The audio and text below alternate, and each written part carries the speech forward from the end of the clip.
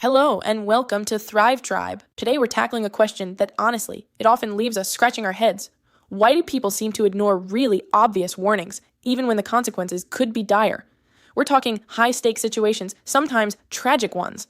So you to be genuinely informed, we will cut through the usual assumptions, get you some surprising, valuable takeaways going beyond just the surface level stuff, to understand the deeper reasons for why we act the way we do. The really key here, I think, is how ingrained some of our ideas about common sense are. It makes this theory we'll discuss quite challenging, but also really insightful. We're going to see why warnings often just fall short, and it's not always for the reasons you might first think. Let's dive into the story that kind of anchors our talk today. Our source is from safetyrisk.net, and it kicks off with a very personal, pretty dramatic account. The author sets the scene, a severe and dangerous storm hitting Brisbane, Queensland. And this wasn't just a bit of rain. It was record rainfall, over 200 millimeters. That's about 8 inches in just 1 hour where they lived. All day long, the authorities were really emphasizing on about staying indoors, being prepared, and specifically, whatever you do, don't drive through floodwaters. That was the big message. A very clear, unambiguous warning. But then, the author faces this personal dilemma. Their son was due back from school camp. Cold, wet, tired, hungry, loaded down with gear, plus public transport was looking shaky. A tough spot for any parent. So the author decides, okay, I'm going to pick him up. As they're driving, they get to this creek crossing, and they see it's risen dramatically, water flowing fast right across the road. They definitely had second thoughts, the author admits. But the main thought was, I've got to get my son. So they decided to just go for it. Accelerate hard through the water, just like they'd seen a few other cars do just ahead of them. Seeing others do it first, and there was this really scary moment. A truck comes the other way, kicks up this huge wave, and the author's car actually lifts and shifts sideways in the water. But somehow, they made it across. And not just there, they managed to get through several other flooded sections on the way to the school. What's fascinating here, psychologically speaking, is how that immediate success, even though it was clearly dangerous, is how that can really shape your perception of risk going forward. Despite all those official warnings that personally experience that I did it and I'm okay, that creates a powerful sort of confirmation bias, doesn't it? We say to ourselves, it can be done, but the story takes a really tragic turn. After picking up his son, getting some food, they hear all the roads back home are now closed, properly closed, by authorities. They were even using ambulances to block roads, divert traffic. And while they're waiting, trying to figure out what to do, the news comes over the radio. Someone drowned. They'd tried to drive across a flooded road, and the author describes this just chilling realization. It was the exact same spot they had driven through earlier, the very first crossing. And it gets worse. Within minutes, more reports. 4 more drownings near the author's home.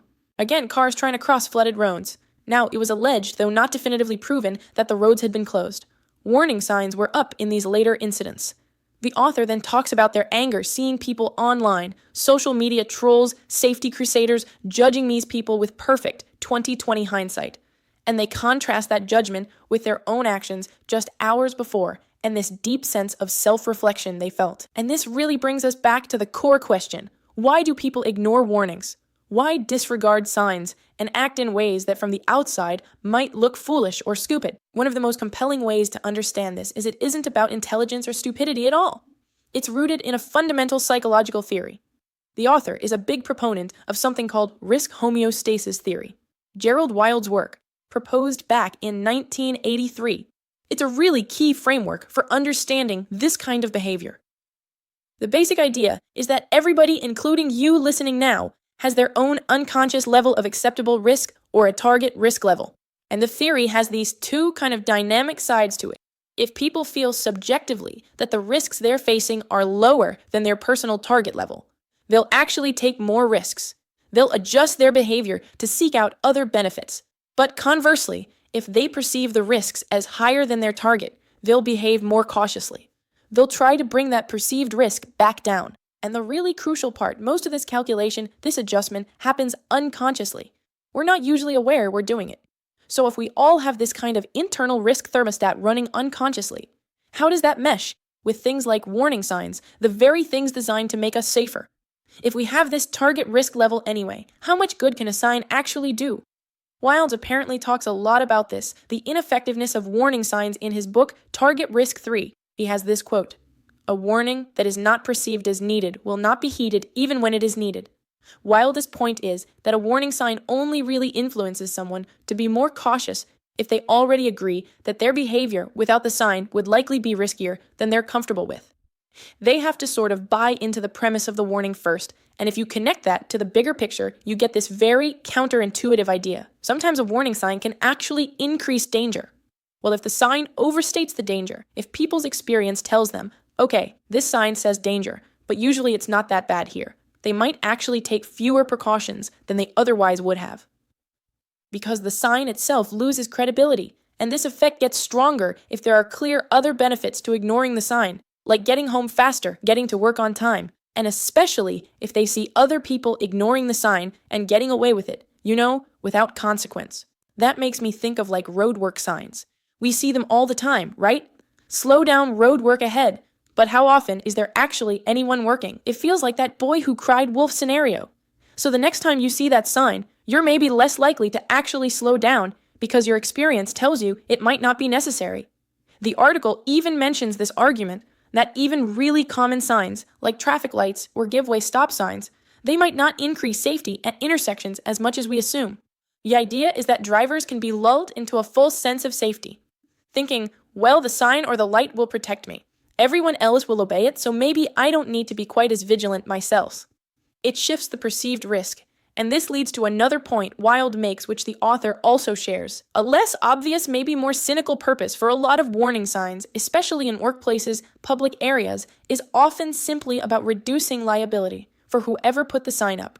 The old, we told you so defense. You see this phenomenon of warning signage overkill. Sometimes it feels like they put up signs for everything, possibly because it's hard to properly identify and control all the actual hazards. Just cover all bases legally. But the downside is when most of those warnings are for things that are actually minor hazards, or maybe not hazards at all in that moment, it desensitizes people. So when a genuinely serious warning is needed, it might get lost in the noise. It negates the potential safety benefit. So the overall conclusion is pretty sobering then, that most standard warning signs don't really change the actual risk level much or have any lasting impact on safety, according to this theory. There was one interesting exception mentioned, though, a study in Finland, I believe, on road warning signs. They found signs were effective, but the key was they were only displayed when the risk was real.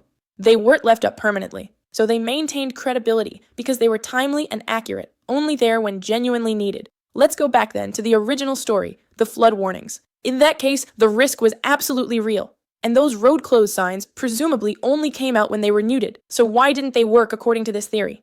Well, this is where risk homeostasis really comes into play in that specific context. You have to weigh the perceived risk against the perceived benefits for those individuals. What were the benefits? Getting home, getting warm and dry, getting food, picking up family members. Maybe even for some, a little bit of, adventure or thrill in challenging conditions.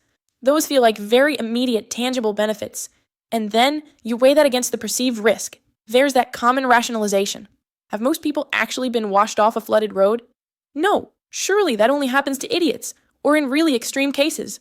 It won't happen to me. Underestimating the personal danger, and crucially factoring the observational learning.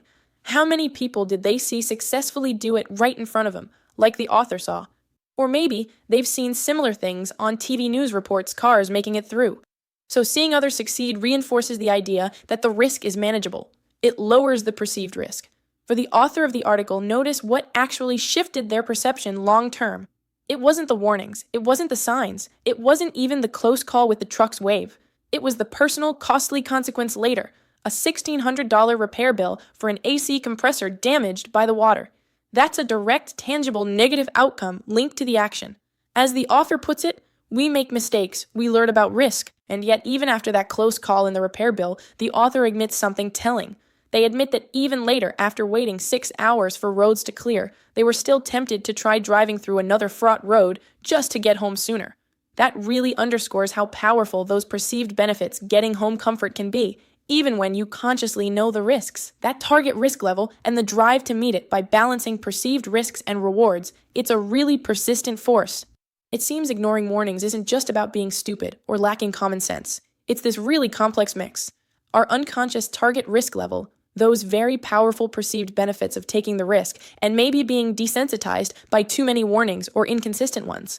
And real deep learning about risk often seems to come less from a sign and more from actual experience, especially when that experience involves consequences. Given what we've discussed about risk homeostasis, how might understanding this theory change the way you look at warnings or evaluate information in your own life?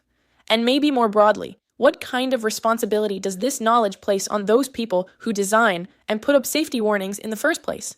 Something to think about. And that's all I got for you today. Thank you for listening. My name is Alex. See you next time. Bye-bye.